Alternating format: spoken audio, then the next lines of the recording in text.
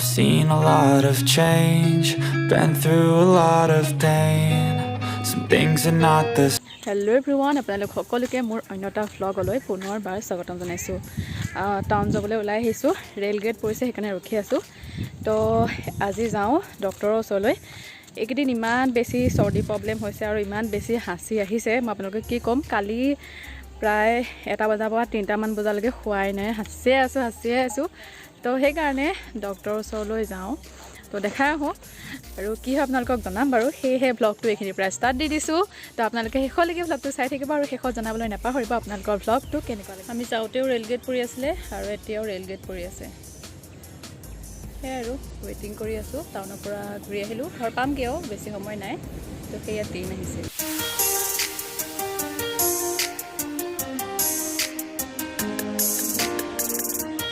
ঘৰ আহি পাই গ'লোহি, কিন্তু আজি ডক্টৰক দেখুওৱা নহ'ল, মানে যাৰ ওচৰত এপইণ্টমেণ্ট আছিলে তেওঁ ঘৰতো কিবা ফাংচন আছে, সেয়েহে ডক্টৰজনক নাপালোঁ। বেলেগজন ডক্টৰকো চালোঁ, মানে ENT ডক্টৰক দেখুওৱা কথা আছিলে।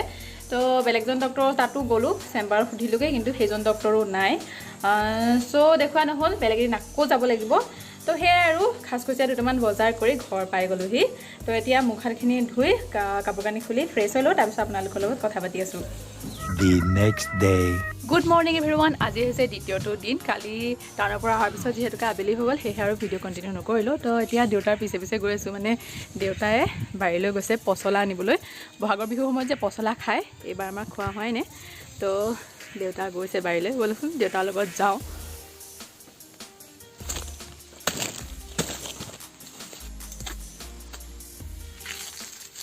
পাই গ'লোঁ পচলা, দেউতাই কাটিলে। আৰু আপোনালোকে ভাবিছে চাগে এই ডিঙিত গামোচাখন কিয় মাৰি আছে। তো কৈছিলোঁ যে কালি চৰ্দি কাহ সেইবিলাক হৈ আছে, তো অকণমান ডিঙিটো গৰম হৈ থাকিলে চৰ্দি কাহ সেইবিলাক কমকৈ আহে। আৰু মোৰ যে চৰ্দি কাহবিলাক অকণমান বেছি হৈছেগৈ, তাৰো এটা কাৰণ আছে।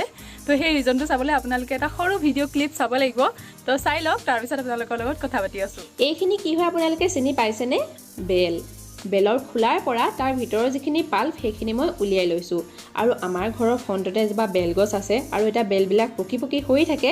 সেয়েহে ভাবিছোঁ বেলৰ কিবা এটা বনাওঁ আৰু 2 দিনমান খাব পৰাকৈ মই ষ্ট'ৰ কৰিও ৰাখিম। সেয়েহে কিনো বনাওঁ আপোনালোকে চাবলৈ ভিডিঅ'টো সম্পূৰ্ণকৈ চাই থাকিব।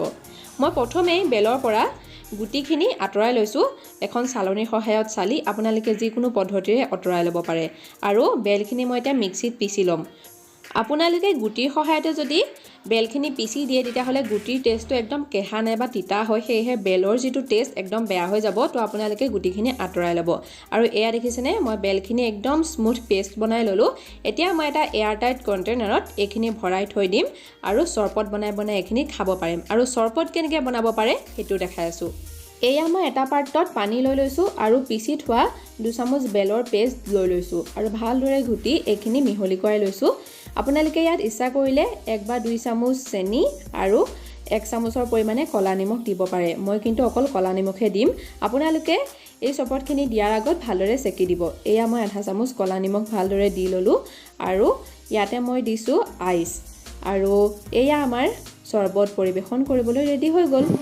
এইফালে নাক খুচকাই আছোঁ আৰু এইফালে আইচ দি পেলাই বেলৰ চৰবত খাব লৈছোঁ। হোৱাটি কম্বিনেশ্যন।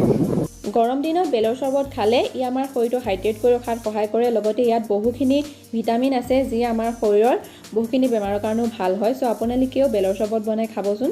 দেখিছেনে কি কাৰণে এই জ্বৰ চৰ্দিবিলাক বেছি হৈছে? যদিহে আপোনালোকেও মোৰ দৰে এই ভুলটো কৰি আছে, মানে গৰম দিনত এই বৰফ চৰববিলাক বেছিকৈ খাইছে, তেতিয়াহ'লে অকণমান সাৱধান হ'ব, নহ'লে কিন্তু মোৰ দৰে এনেকৈ থাকিব লাগিব। তো সেয়ে গা পা ধুলোঁ, গা পা ধুই আজি ইনষ্টাগ্ৰামৰ কাৰণে 2টামান ৰিলছ বনালোঁ। যদি আপোনালোকে মোক ইনষ্টাগ্ৰামৰ পেজটোত ফ'ল' কৰা নাই, মই লিংকটো ডেছক্ৰিপশ্যন বক্সত দি দিম, তাত গৈ এবাৰ ভুমুকি মাৰিবচোন। লগতে ফটো মই এটা দি থাকোঁ, আপোনালোকে লাইক কমেণ্ট কৰি দিব, ঠিক আছে? এতিয়া ভাবিছোঁ এটা এক্সপেৰিমেণ্ট কৰোঁ। মনলৈ কেতিয়াবা খুৰাফাটি আইডিয়াবিলাক আহি থাকে যে, সেয়েহে ভাবিছোঁ পেলনীয়া বস্তু এটাৰে এটা ভাল DIY কৰোঁ। কিন্তু কামটো কৰোঁতে অকণমান ৰিস্ক আছে। চ' চাই থাকিব কামটো হয়গৈ নে নহয়গৈ। তেনেহ'লে ব'লকচোন। DIYটো কৰিবৰ কাৰণে মই লৈছোঁ কেইটামান বটলৰ সাফৰ, যিখিনি অদৰকাৰী হিচাপে আমি পেলাই দিওঁ। আৰু লৈছোঁ 2খন পেপাৰত মই তেল লগাই লৈছোঁ, কাৰণ মোৰ ওচৰত বাটাৰ পেপাৰ নাই। বাটাৰ পেপাৰ থাকিলে বেছি ভাল হয়। এতিয়া মই এখন ডাঠ কাগজ লৈছোঁ, তাৰ ওপৰতে তেল লগাই লোৱা যিখন কাগজ সেইখন দি দিছোঁ আৰু বটলৰ সাফৰখিনি ফুলৰ ডিজাইনত চাওক এনেদৰে আকৃতি কৰি পেলাই সজাই লৈছোঁ। তাৰ ওপৰত পুনৰবাৰ দ্বিতীয়খন কাগজ দি পেলাই ওপৰত মই ইস্ত্ৰি দিছোঁ প্ৰথমে মোৰ অকণমান ভয় লাগিছিল যাৰ কাৰণে কাপোৰ এখনো দি লৈছিলোঁ ওপৰত কিন্তু কাপোৰখন নিদিলেও বাটাৰ পেপাৰ নাইবা তেল লগাই ল'লে কাগজখনত ধুনীয়াকৈ বটলৰ সাফৰখিনি ফুলৰ আকৃতি লৈ এয়া চাওক মই দ্বিতীয়খনো বনাই লওঁ I've seen a lot of change, been through a lot of pain. Some things are not the same as they were a year ago. এয়া হৈছে ফাইনেল ৰিজাল্ট এনেকুৱা ধৰণৰ প্লেট টাইপত বনাব পাৰি সাফৰ দি পেলাই আৰু চাওকচোন এনেকৈ কিবা বস্তু তুলি থ'বলৈ বা গ্লাছ তুলি থ'বলৈ ভাল নহয়নে